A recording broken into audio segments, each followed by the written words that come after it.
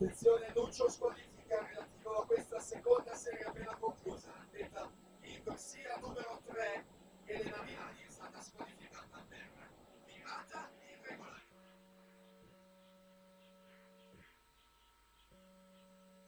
Dunque, prima serie in vasca, il record della manifestazione è di Marina Luperi, che sale al 2014, 2:13 e 40.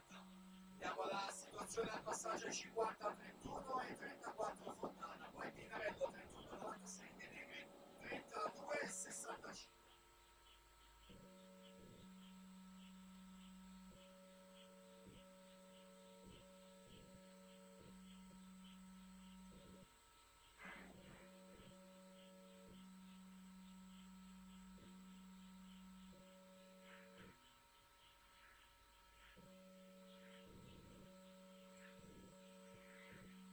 Siamo al passaggio a metà gara, virata dei 100, Anna Fontana 35,03, sui secondi 50, Martina Pinarello 35,78, Alice Ghisenderici sale in terza posizione con 35,54.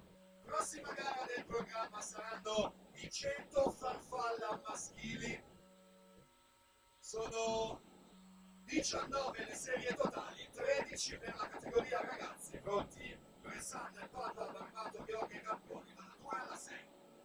Vediamo la situazione alla virata dei 150, Anna Fontana, 36,09. Martina Pinarello, 37,47. Alice Ghisegni Ricci, 38,39 in sesta corsia. Anna Fontana al comando dall'inizio alla fine, atleta portacolori dello schio nuoto, classe 1999, primato sembra difficile di Martina Luperi, 2:13 e 40 per la Fontana, ancora ultime fatiche, ultime bracciate di questa prima serie